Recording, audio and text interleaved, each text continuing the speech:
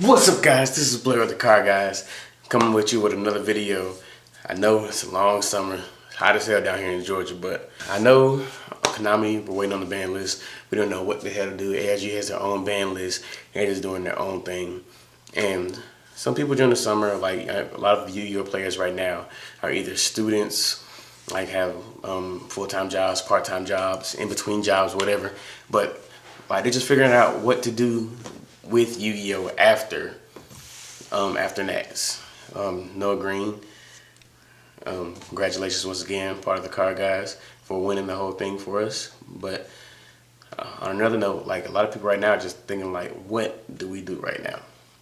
Like, what do we do? The game may be stale because we haven't had a new list. Konami's like, we're gonna release it whenever we're ready. Sounds kind of lazy to me, but that's neither here nor there. What I'm coming to talk to you about is what you can do in your spare time while waiting for the next list, for the next series. Got 2 YCSs coming up in Dallas and in Toronto, but it's hard to test for it. We don't have a list. So my solution to that, for what you can do while you wait, is to judge.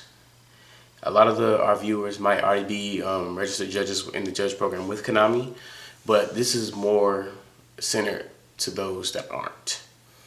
If you're not an official Konami judge and you're trying to figure out how to do it, like, it's really, really easy.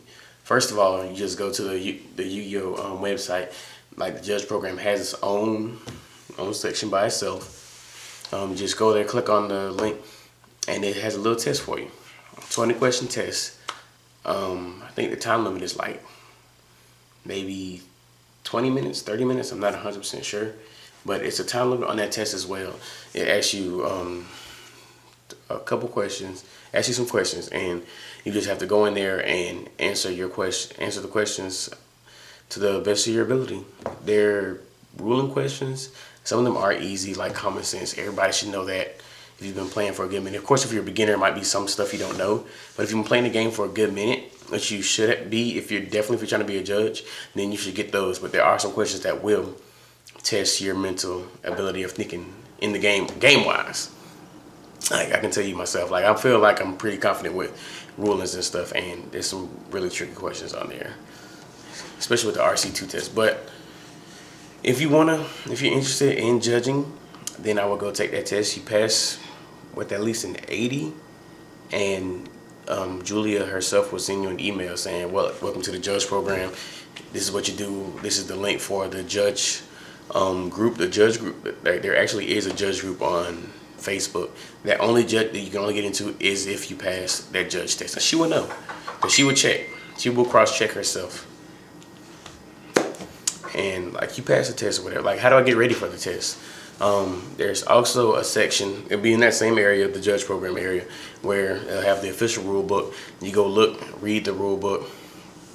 The rule book actually has some detailed information about how certain rulings and game mechanics go that you would need to know to be able to efficiently pass this test. Even though the Ruling Comprehension 1 test is a basic test, but there are some stuff that people don't know about certain situations that will mess them up if you do not read the official rule book.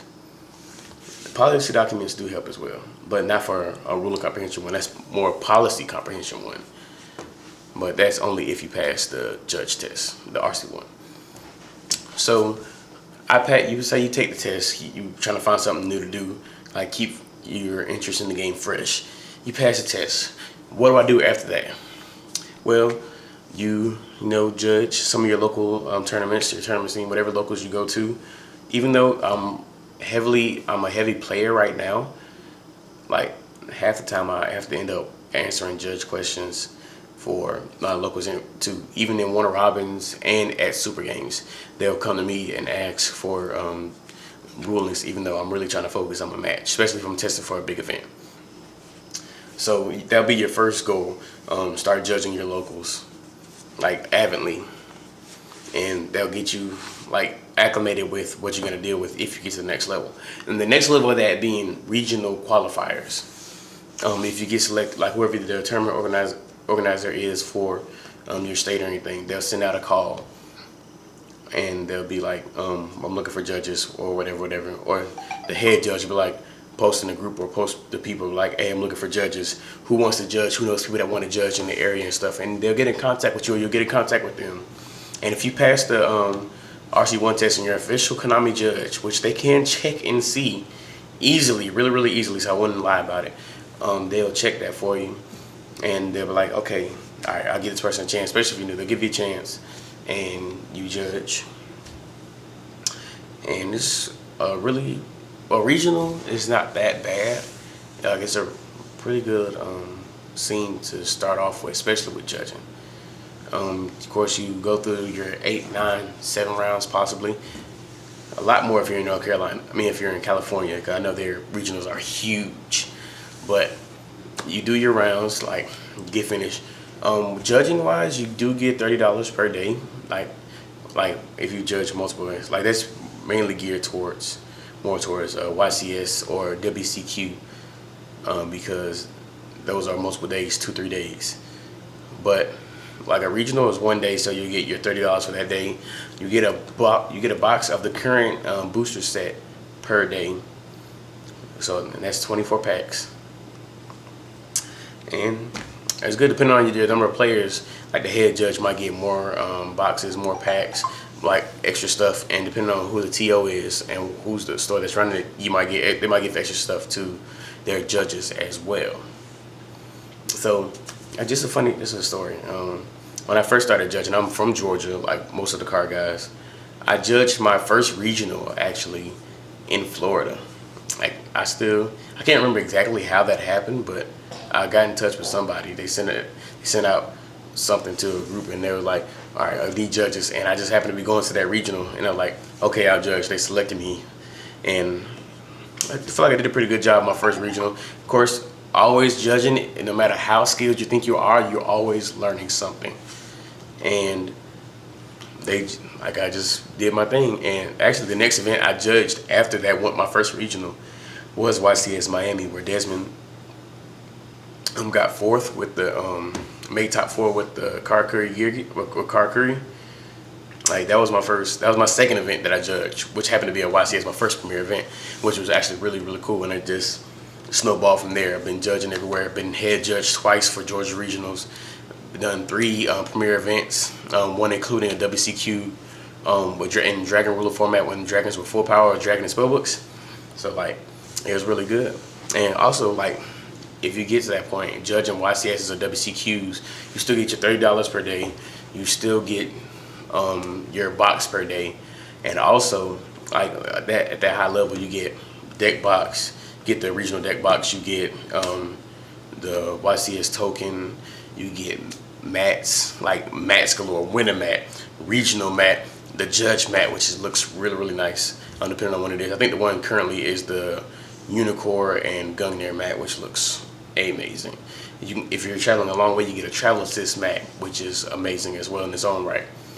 It's just so much stuff. Like even though the compensation for it seems pretty cool, that's not what it's about. It's trying to make sure that the game stays fair and that you help players keep the game in a fair state, especially new players. New players are the biggest offenders of this, and you have to watch out for them if they're new, because they can ruin a game if you don't try to keep it fair, because of course they're learning, they don't know everything, but you got to make sure that they stay on track 100%. And like when you get into that point, like the point I'm trying to get when I judge, I'm trying to play as much as I can right now, because I'm just trying to wait until I get into my career. I have a job and everything, pays really well, but I want to get into my career with my college degree. But eventually, even though it'll be some years down the road, I do want to like be team lead and head judge YCS or WCQ. That'll be a ways down the road, but that's the point where I want to get in the Yu-Gi-Oh game. Like eventually you might see me head judge YCS, and if you do, just look back in this video and be like, he claimed it, and I'm gonna claim it, because that's something I do want to do. Just not right now, but it's gonna happen. But just if you really want to judge, just take that test. Like you want to message me on Facebook, just leave a comment on the video, asking about, like asking more detail, you want some other things you want to hear about it, I'll answer you. If you're going to ARG Charleston, I'll be there. I think a couple more of the car guys will be there. Not Spoofy. Spoofy is lame. But majority of the car guys, some of the car guys will be there. Not majority, excuse me. Some of the car guys will be there. Just come talk to us, ask about judging or anything. And also, this is a big announcement. I know Spoofy talked about it a little bit. We will probably going to start going into doing Force of Will as well, as Yu-Gi-Oh on the channel. So depending on how I do in the main event on Saturday will dictate if I play in the Force of Will tournament on Sunday. So fingers crossed, but not really, because I do want to top this ARG. I do pretty well in North Carolina. So if I, just so happens I don't top, for whatever reason, I will be playing Force of Will on Sunday. And if we get to that point, I will make a video about that tournament, because that will actually be my first Force of Will tournament. I'm pretty new into the game, but that will be my first tournament, so we'll see how interesting that is. I do have a good understanding.